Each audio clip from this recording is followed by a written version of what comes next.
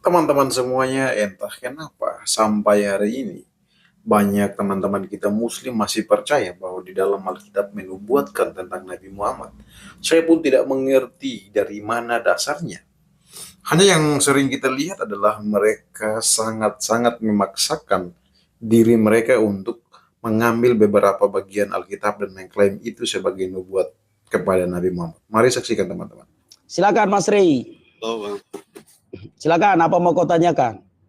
Bang. Ya, silakan. Bang. Iya, silakan. Udah Bang, terdengar ya, suara. Bang. Ya, silakan. Yohanes 14 ayat 16 sampai 17, Bang. Ya, silakan bacakan. Sorry ya, Bang ya, sorry ya. Ya. Silakan. Sama Abang boleh, Bang? Maaf ya, Bang ya. Ya, silakan. Ya, silakan. Coba bacain, Bang. Maaf. Kau di mana tadi? Biar ku baca aja lah, biar cepat. Di mana? Yohanes 14 Ayat berapa? ayat 16 sampai 17. Oke. Aku akan meminta kepada Bapa dan ia akan memberikan kepadamu seorang penolong yang lain supaya ia menyertai kamu selama-lamanya. Itu, silakan. Itu siapa, Bang? Aku akan meminta kepada seorang penolong yang lain. Ya, ayat 17 itu, Bang. Baca ayat 17 ya. Yaitu roh kebenaran. Coba, Bang. Kan dijawab di dalam ayat 17. Yaitu roh kebenaran. Kan dijawab itu di ayat 17, Bang. Yaitu roh kebenaran. Oh. Roh kebenaran. Nah, itu Ya, siapa, roh Bang, roh kudus. kebenarannya? Ya, roh kudus. Ya. Itu menyampaikannya gimana, Bang? Menyampaikan kepada orang-orangnya lah. Dengan cara apa? Ya. Ya, cara kerja Roh Kudus itu ada di dalam Yesaya 11 ayat 2 ya. Apa gunanya Roh Kudus ini ada ya. Yesaya 11 ayat 2 ini dia. Roh Tuhan akan ada padanya, roh hikmat. Jadi Roh Kudus itu memberikan hikmat. Roh pengertian, Roh Kudus itu memberi pengertian. Roh nasihat, Roh Kudus itu memberikan nasihat. Roh keperkasaan, roh pengenalan dan takut akan Tuhan. Itulah fungsi Roh Kudus. Begitulah cara kerja Roh Kudus. Menuntun kita ke dalam kebenaran. Oke, tadi Yesaya, Bang ya? Yesaya ya? Ya, Yesaya 11 ayat 2. Nah, oke, Bang. Sekarang ke Yesaya 29 ayat 12, Bang. Siap. Silakan bacakan. Maaf, Bang. Bacain, maaf. Kemana? Bacain coba, Bang. Oh, Yesaya 29 ayat berapa? 12. Oke, ayat 12. Dan apabila kitab itu diberikan kepada seorang yang tidak dapat membaca dengan mengatakan, baiklah baca ini, maka ia akan menjawab, aku tidak bisa baca. Itu, silakan. Itu siapa, Bang? Oke. Ini adalah Yohanes, tapi ini belum terjadi ya, bahwa ada kitab kehidupan. Coba kita lihat di dalam. Dengarkan dulu. Ini memang sudah dituliskan di dalam wahyu yang disampaikan kepada Yohanes ya. Sekarang kita baca dulu di dalam Filipi 4 ya. Filipi 4 ayat 3 sebentar ya. Sebentar. Mantap, Bro. Bahkan kuminta juga kepadamu Sunsugos temanku yang setia, tolonglah mereka karena mereka telah berjuang dengan aku dalam pengabaran Injil bersama-sama dengan Clement dan kawan-kawanku sekerja yang lain yang nama-namanya tercantum dalam kitab kehidupan. Jadi ada kitab kehidupan. Nah, kitab kehidupan ini tulisannya bukan tulisan bahasa Indonesia. Tulisannya bukan tulisan bahasa dunia. Nah, maka orang-orang tidak akan bisa membaca. Karena tulisannya bukan tulisan dunia. Nah, jadi nanti kitab kehidupan ini yang ada di surga ini ditulis dengan bahasa surga. Nah, jadi kalau orang pergi ke surga, dia tidak akan bisa membaca kitab ini. Tapi kalau dia tidak selamat, maka kita diselamatkan dulu supaya kita bisa membaca kitab kehidupan ini. Sama seperti ketika Tuhan Yesus berfirman kepada Yohanes nih, Bro ya. Wahyu 1. Sebentar dulu. Ini saya sebentar aja, Bang. Emang Yohanes gak bisa baca ya, Bang ya? Yohanes bisa membaca tulisan dunia. Kalau tulisan surga kan dia nggak bisa baca. Karena bahasa di surga. Itu kan Ya. disuruh apabila tidak dapat ia baca, dia akan menyuruh orang lain. Kan itu kan ada ayatnya. Menyuruh Di yang mana? disuruh baca. Iya, di mana? Tadi Di mana? coba, Bang. Baca lagi coba, Bang. Bentar nih. Bentar. Oke, Saya bacakan, Bang. Ya. Saya bacakan boleh, Bang? Ya, silakan. Dan apabila kitab itu diberikan kepada seorang yang tidak dapat membaca Ya, dengan mengatakan, nah dia mengatakan nih Bang nih, ya, baiklah baca ini, ya. maka ia akan menjawab. Nah ini tuh orang Bang yang akan menjawab, nah dianya, aku tidak dapat membaca. Nah ini disuruh membacakan ke orang kan. Ya. Nah itu siapa yang nggak bisa baca Bang? Kata Bang tadi Yohanes. Yohanes kitab ini kan pakai bahasa surga, bukan bahasa Indonesia, bukan bahasa Inggris, bukan bahasa Ibrani. Karena bahasa Ibrani, bahasa Inggris, bahasa Indonesia itu kan bahasa-bahasa di dunia nih. Nah, jadi ada kitab kehidupan di surga ditulis menggunakan bahasa surga. Maka orang-orang tidak akan bisa membaca itu. Karena bahasa surga yang digunakan menulis kitab kehidupan ini yang di dalam Filipi tadi, bahwa ada kitab kehidupan. Nah, maka orang yang sudah bisa berada di surga lah yang bisa membacanya. Nah, kalau orang masih berada di dunia, kita belum bisa membacanya. Paham ya? Karena penulisannya menggunakan bahasa surga. Kau tahu bahasa surga kan? Enggak tahu kau bahasa surga. Ada bahasa surga Itu bahasa surga ya Bang ya? Emang itu bahasa Ya. surga Bang? Ya, kitab itu bahasa surga. Karena itu kan kitab kehidupan, Filipi 4 ayat 3. Itu Kalau kitab Musa Bang itu kehidupan. Bang Musa menerima itu Taurat itu langsung bisa baca Bang. Bahasa Ibrani ditulisnya. Bukan bahasa surga, itu. bahasa Ibrani. Oh berarti kalau Yohanes gak ngerti bahasa surga itu gimana tuh Musa pertama diturunkan kitab Taurat itu gimana tuh? Nggak bisa baca juga? Kitab Taurat itu bukan buku, Bang. Kitab Taurat Iya, itu bukan buku. Tuhan berbicara kepada Musa dengan bahasanya Musa. Karena bukan kitab yang diberikannya. Paham ya? Jadi Tuhan berbicara kepada Musa itu menggunakan bahasanya Musa, bukan bahasa surga. Kalau bahasa surga, orang yang di dunia ini tidak mengerti bahasa surga. Yang kita pahami di dunia ini adalah bahasa manusia. Contoh bahasa Inggris, itu bahasa manusia, itu bahasa dunia. Bahasa Indonesia, bahasa dunia. Kalau bahasa surga, itu kita tidak akan paham. Sebelum kita berada di surga. Seperti saya lah sekarang. Saya tidak bisa membaca bahasa surga. Kitab kehidupan itu tidak bisa kubaca. Karena ditulis menggunakan bahasa surga. Namanya juga kitab kehidupan. Itu Mas Rey, silakan. Berarti Bang itu Bang maksudnya Yohanes kan kata Bang tadi pertama nggak bisa baca itu Bang. Gimana tuh? Ya, Bang? Yohanes kan mendapatkan penglihatan atau wahyu dari Tuhan itu sendiri mengenai apa yang akan terjadi di surga dan di masa yang akan datang. Nah, jadi Yohanes inilah yang menerima wahyu itu dan dia ditunjukkan kitab itu. Wahyu 1 ayat 1 tengok ini. Inilah wahyu Yesus Kristus yang dikaruniakan Allah kepadanya supaya ditunjukkannya kepada hamba-hambanya apa yang harus segera terjadi. Dan oleh malaikatnya yang diutusnya ia telah menyatakan kepada hambanya Yohanes. Yohanes telah bersaksi dan lain-lain. Jadi hanya Yohanes yang mendapatkan wahyu dari Tuhan itu sendiri. Dialah yang mendapatkannya di Pulau Patmos itu. Dan mengenai kitab yang disebutkan di dalam Filipi 4 ayat 7, kita balik lagi ya ke Filipi 4 ayat 7. Ini dia. Filipi 4 ayat 3. Ini ya. Bahkan ku minta kepadamu juga, Sugos temanku yang setia, tolonglah mereka karena mereka telah berjuang dengan aku dalam pekabaran Injil bersama-sama dengan Clement dan kawan-kawanku sekerja yang lain yang nama-namanya tercantum dalam kitab kehidupan. Jadi kitab kehidupan inilah yang tidak bisa dibaca oleh manusia yang ada di dunia ini. Karena ditulis menggunakan bahasa surga. Sebab manusia yang di dunia ini tidak akan mengerti bahasa surga. Terkecuali orang yang sudah berada di surga. Seperti saya inilah, saya tidak akan bisa baca itu. Itu Mas Rey, silakan. Nah Bang, setahu saya Bang ya, kalau di iman saya yang nggak bisa baca itu Nabi Muhammad Bang.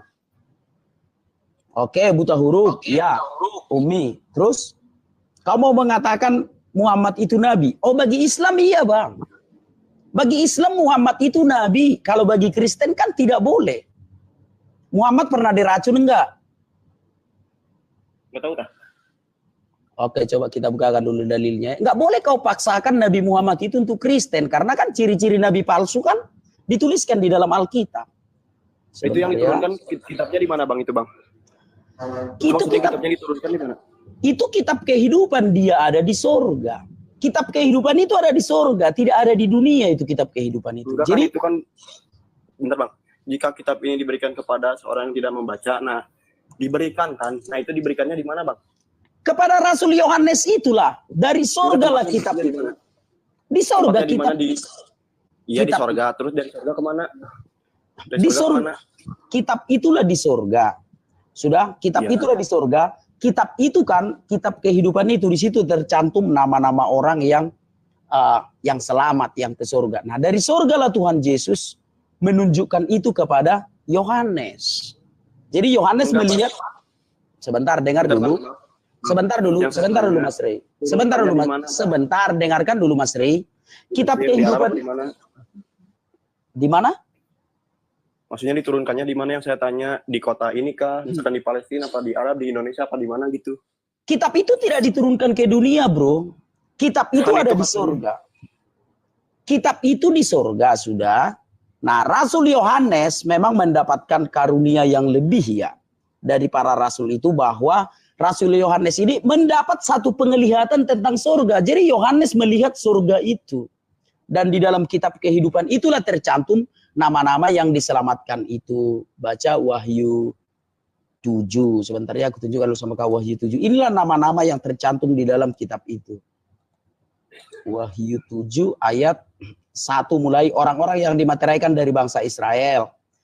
Baru ayat 9. Kemudian daripada itu aku melihat sesungguhnya suatu kumpulan besar orang banyak yang tidak dapat terhitung banyaknya dari segala bangsa dan suku dan kaum dan bahasa, berdiri di hadapan tahta dan di hadapan anak domba. Nah, jadi nama-nama sekumpulan orang besar banyaknya inilah.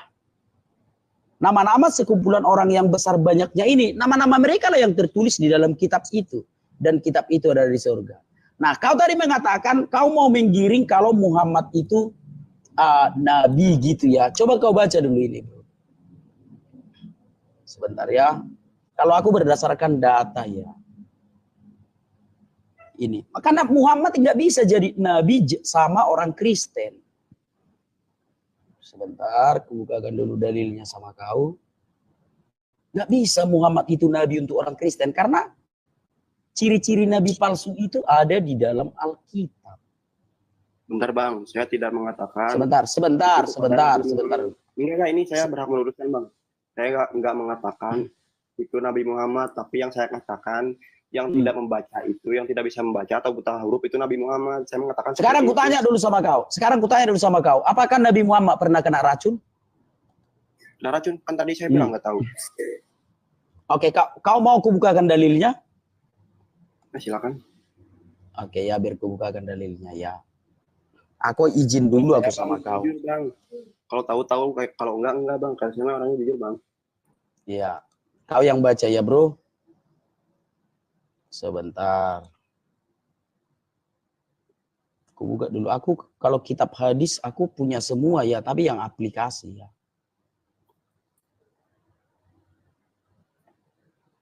Sebentar ya, aku besarkan.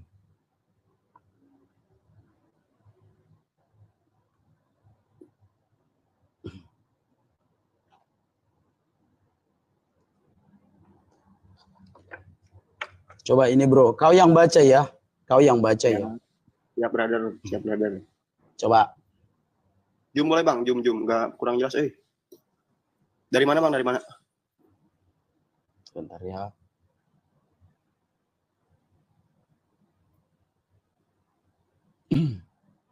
Coba. Yang mana? Dari mana? Nih. Coba. Wahai Aisyah, bersabda wahai Aisyah, saya masih merasakan rasa sakit akibat dari makanan yang saya konsumsi di di Khaybar. Inilah saatnya apa itu Bang, kesana Bang, urat nadiku akan terputus karena pengaruh racun itu. Nah ini apanya ya, ini kitabnya ya Bang ya. Ya, Nah, berarti ada kan? Ya kalau ada kau nggak gitu, pernah. Berarti kau bantah Bang. Ya berarti kau nggak pernah membaca itu. Benar. Nggak pernah kau membaca itu, bro? Belum. Belum. Jadi di Saya terima masjid akui. Saya nggak pernah ngebantah, Bang. enggak, maksudku kalau kau ke masjid itu enggak pernah diajarkan ustadz atau apa? Kalau kayak begitu gak penting, Bang. Kalau yang penting itu rukun iman, rukun Islam, sholat 5 waktu, wudhu, kayak gitu. Oh, kalau apa? Kalau saya jujur, Bang, kalau Ya maksudku ustadz pernah enggak mengajarkan itu di masjid? mengajarkan kayak begitu, Hmm. pernah kayaknya, Bang. Cuman lupa lagi gitu, Bang. Oh, ya sudahlah. Oke. Oke, ada lagi yang mau kau tanyakan? Ya, segitu aja, Bang lah. Oke, siap. Terima kasih ya, Mas. Siapa, Bang? Yang Ya. nggak bisa baca itu, zakat dulu. Kalau menurut iman Kristen siapa, Bang? Kita manusia inilah, kita tidak bisa membaca kitab itu, Bang. Karena itu tulisan surga. Nah, Rasul Yohanes, sudah aku bilang tadi, dia memiliki karunia Gimana ya, lebih. Yohanes. Kitab Wahyu itu ditunjukkan kepada Rasul Yohanes. Maka Rasul Yohanes itu mendapat penglihatan tentang surga. Oke, ada lagi yang mau kau tanyakan? Udah gitu aja, Bang. Oke, siap. Terima kasih ya. Itu kawan-kawan. Ciri-ciri nabi palsu di Alkitab itu ada. Ada ciri-ciri nabi palsu di dalam Alkitab. Jadi kalau Muhammad nabi bagi orang Islam kita hormati, tapi bagi orang Kristen dia bukan nabi. Itu loh. Kalau bagi orang Islam ya silakan. Kita saling menghormati saja. Teman-teman semuanya, kita sudah mendengarkan diskusinya dan saya persilahkan kepada kalian semua yang mau berkomentar, namun berkomentarlah dengan baik dan jangan menghujat satu sama yang lain.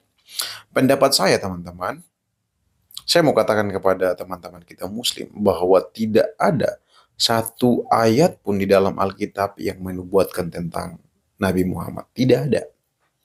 Yang ada di dalam Alkitab adalah Alkitab menceritakan bahwa akan ada nabi-nabi palsu yang membelokkan kebenaran itu. Dengan tujuan agar semua orang yang percaya kepada Tuhan yang benar, Tuhan yang hidup, Tuhan Yesus Kristus,